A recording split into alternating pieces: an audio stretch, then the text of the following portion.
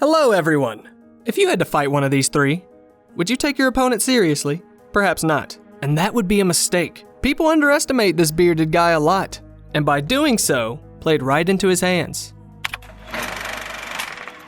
The story takes place in a special group home for the disabled. Those who live here are looked after, but they are given much more freedom than one might think. The rooms in this group home are not at all like hospital wards, and two guys, Zoli and Barba, live in one of them.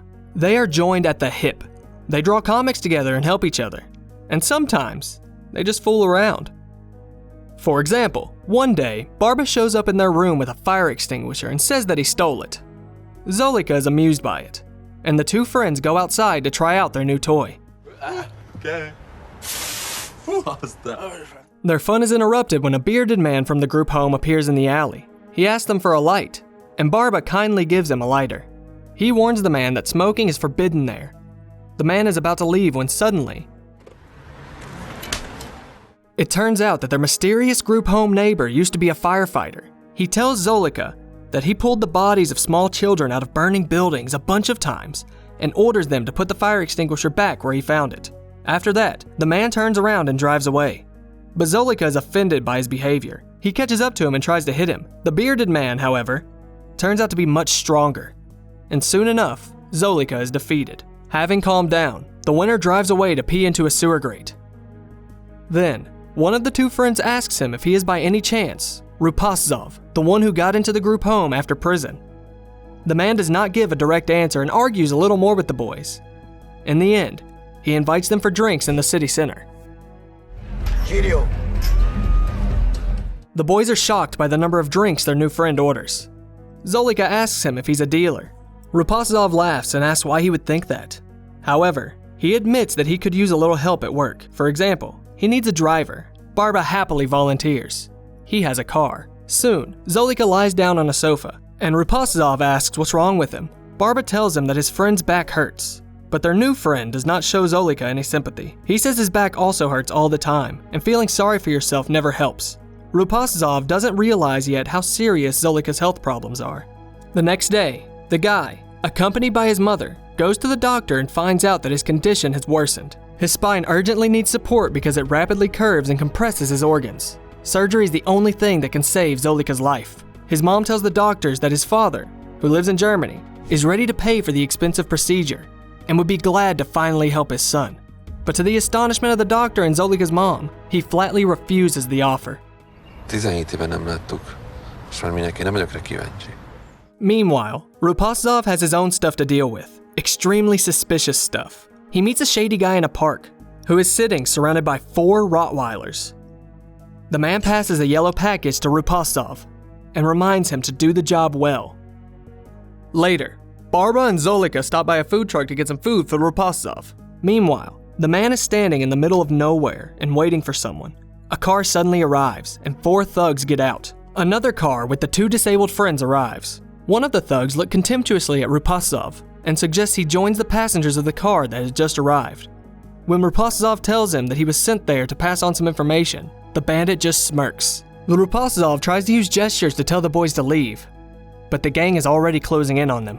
Their leader asks him what he's doing there, and the Rupaszov calmly tells him Rados, the man with the Rottweilers, was backing out of a deal and no longer wanted to work with their scumbag of a boss. The thugs, of course, are shocked by such impudence. Things are heating up, and the leader of the gang suddenly stabs his enemy in the leg with one sharp movement.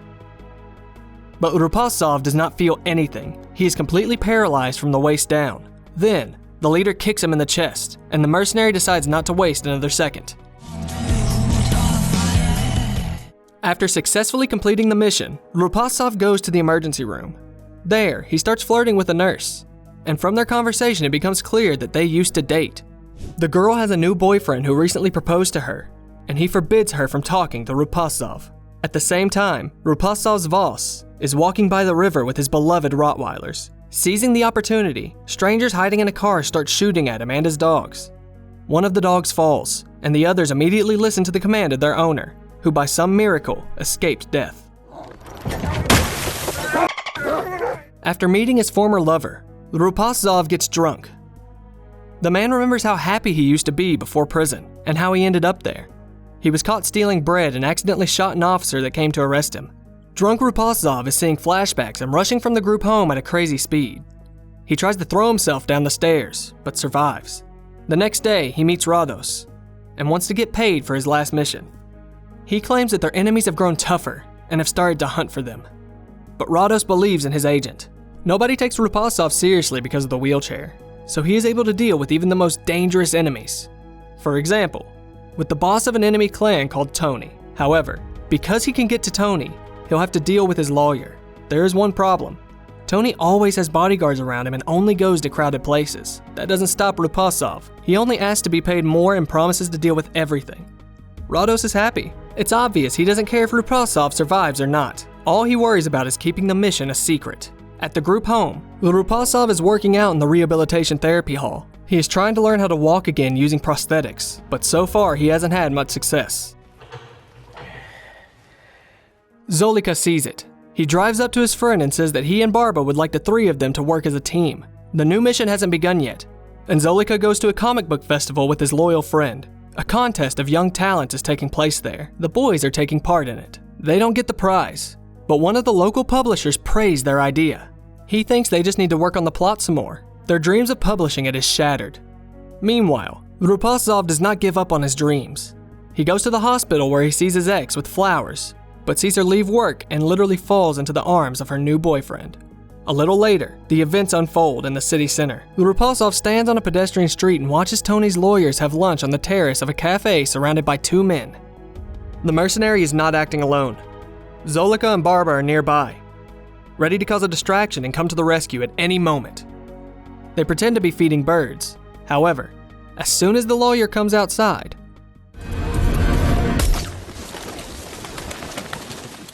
while the scared citizens are looking around, the bodyguards examine the windows in search of the sniper, and the boys quickly leave the crime scene. This is seen by Rados, who controlled the whole mission from a car nearby. Zolika finds himself in the doctor's office with his mother again, but keeps looking at his phone and insisting that he doesn't want the surgery. The doctor scolds him for staring at the phone, and Zolika immediately grows angry, swears, and leaves the office. His mom catches up to him and scolds him for acting so disrespectfully. But there's no stopping Zolika. He shouts that his mother has been lying to him his whole life. He thinks his father left not because he and his mom were having issues, but because he was ashamed of his crippled son. Zolika's mom tries to calm her son down. She says his father just wanted to immigrate, and she did not follow him because of her Olympic career. But Zolika doesn't even want to listen to her. Rupaszov goes to the group home by bus and meets his beloved there. She invites him to the wedding, and the man unexpectedly agrees. But in the evening, Rupaszov is in for a much less pleasant meeting. Rados is furious because of what he saw the day before. Senki sem tudta volna megcsinálni neked ezeket a melókat. Azért vagy életben, de a társaidra nincsen szükség. Nyírd ki őket a picsába, vagy te vagy én. Rupaszov is faced with a difficult choice. Either to lose the money and the dream of getting new legs, or to get rid of his new friends. Without hesitation, he decides to take Zolika and Barba fishing. Barba suddenly gets lucky and the fish start to bite. He can't get it out of the river, and Rupaszov seizes the chance and pushes Barba into the water. Zolika does not understand why his friend decided to pull such an evil prank. He asks him to help pull Barba out, but instead, Rupaszov pushes him off the pontoon too. The boys don't know how to swim, so Rupaszov doesn't even have to do anything else. Even though he killed many strangers before, now it's hard.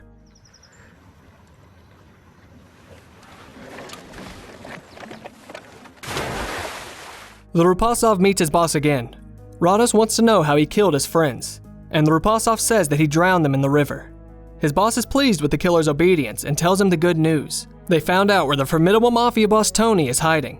All Rupaszov needs to do is knock on his door and tell him a story Rados had already come up with. The men split up, but late in the evening, Rados watches Rupaszov at the group home and is convinced that he has not got rid of his partners after all. The Rupaszov's partners waste no time.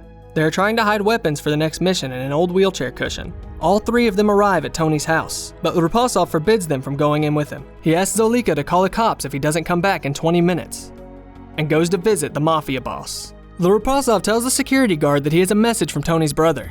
He then tells Tony he shared a prison cell with his brother for 6 months and was only released a day before. After the killer tells the criminal boss the name of the surgeon who operated on his brother, Tony lets him into the house. But first, they search him without noticing anything suspicious. Once inside, the Mafia boss suddenly starts talking about football, deals with Russians and different mentalities, but Rupaszov does not intend to befriend him. He asks directly what that has to do with anything. Tony admits that his brother died 2 days ago, and he immediately realized that the stranger in front of him was deceiving him. Rupaszov has no choice but to grab the cushion and open fire. Bullets hit several bodyguards, but Tony manages to hide in another room. However, not for long.